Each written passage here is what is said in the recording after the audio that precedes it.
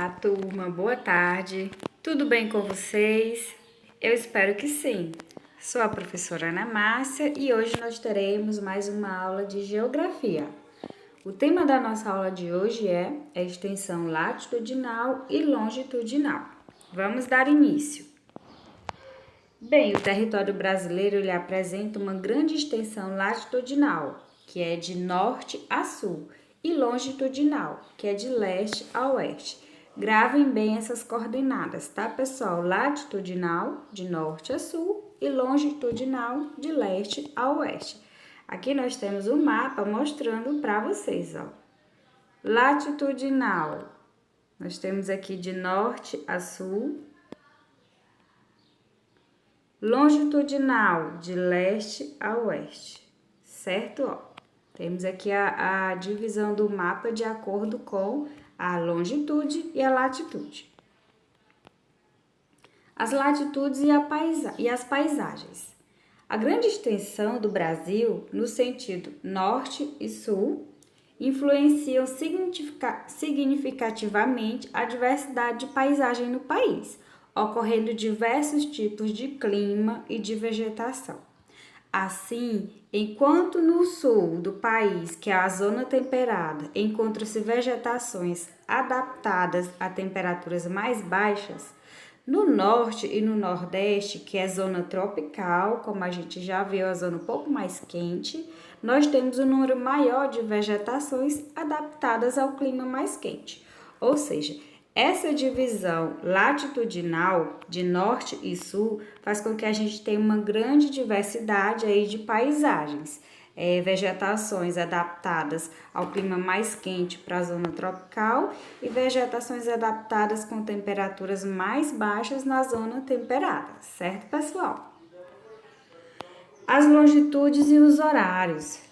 A extensão leste-oeste, que é a longitudinal, faz com que o país seja abrangido por 4 fusos horários, levando de até 3 horas de diferenças de um ponto para o outro. É o caso de Fernando de Noronha e Acre, que tem aí 3 horas de diferenças no fuso horário entre um e o outro, não é? Em cada lugar da superfície terrestre, cada hora corresponde a uma determinada posição do Sol. Portanto, somente os lugares localizados sobre o mesmo meridiano têm a mesma hora solar. É por isso que nós temos essa variação, por conta dessa rotação que a Terra faz e, consequentemente, a posição do Sol, tá, pessoal? E aí nós temos uma variação muito grande nesses fusos horários. Mas aí, o que é o limite prático? Então, o limite prático ele é um desvio nos limites teóricos dos fusos, que a finalidade é evitar essas diferenças na maioria dos estados brasileiros.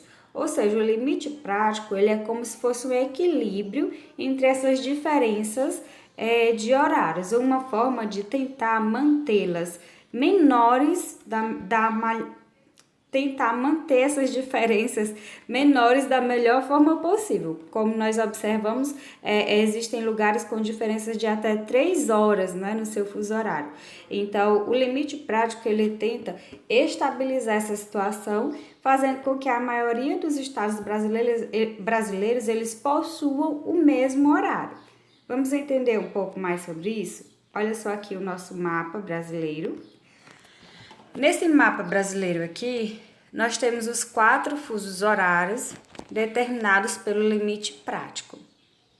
Nós podemos observar que aqui, ó, menos 4 horas, como vocês estão vendo, e menos 3 horas são onde nós temos as maiores partes do nosso país e, consequentemente, a maior quantidade de estados, onde as horas elas vão ter a menor diferença possível, que vai ser de 1 hora só de um para o outro. Vocês estão vendo? Já esse aqui, olha, de 5 a 2, olha só. Então, o que esse fuso horário ele faz? Ele faz com que a maioria dos estados brasileiros, eles tenham o menor tempo de diferença possível em seus fusos horários. Por isso, a importância do limite prático nos fusos horários, tá, pessoal? Ele faz essa alteração aí do fuso teórico, adequando melhor a questão do fuso horário do país, fazendo com que diminua o máximo possível essa diferença nos fusos horários. E assim ficam divididos apenas em 4 fusos o horário no país, tá, pessoal? Essa divisão ela é vigente desde 2013. Antes disso, já tiveram outras divisões, mas aqui está vigente para nós é essa desde 2013, tá, pessoal? Eu coloquei aqui um segundo mapa, só explicando para vocês quais são os lugares dessas divisões, ok?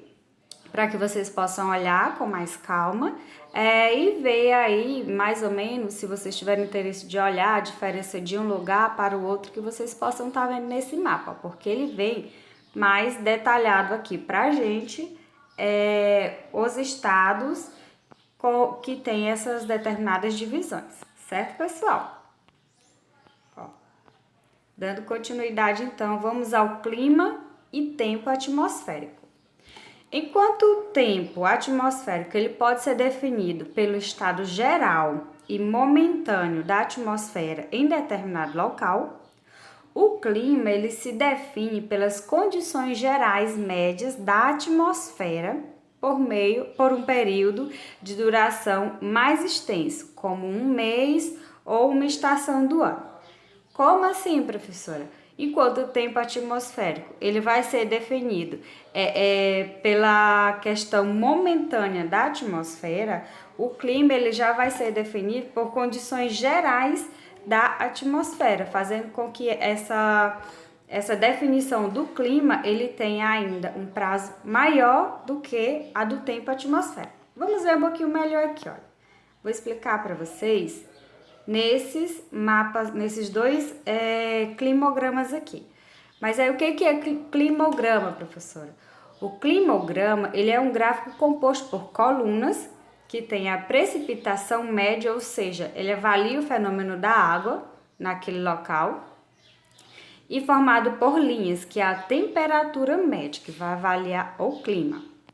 O climograma, ele apresenta a sucessão das condições atmosféricas de um local. Nesses dois climogramas, nós temos aqui o primeiro Porto Alegre, que é a zona temperada, e o segundo nós temos Manaus, que é na zona tropical. E aí nós podemos perceber que em Porto Alegre, primeiro gráfico, zona temperada, onde as linhas que indicam a temperatura média, elas variam muito, olha só. Zona temperada, ela é um pouco mais fria, então ela varia muito o clima. Já a precipitação da água, ela é mais constante, vocês estão vendo, ó. Precipitação da água, ou seja, o fenômeno da água naquela atmosfera, tá, pessoal?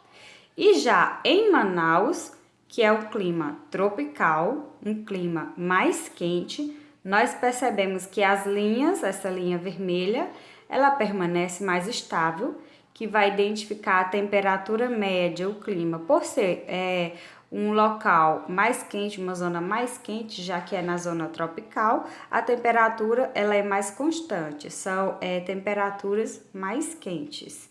Já a precipitação média, que é o fenômeno da água na atmosfera, ela é muito variável. Vocês estão vendo aqui, ó, nesses dois gráficos. Por quê? Porque são zonas distintas, uma na zona temperada, outra na zona tropical. Então, o climograma, ele é esse gráfico que apresenta essas variações aí de tempo atmosférico e de clima, tá, pessoal? Mas nada melhor do que a gente fazer um exercício para a gente fixar esse conteúdo, tá? Ah, professora, são tantos gráficos, são tantas questões. No nosso exercício, nós vamos rever esses conteúdos, tá, pessoal? Para fixar essa aprendizagem.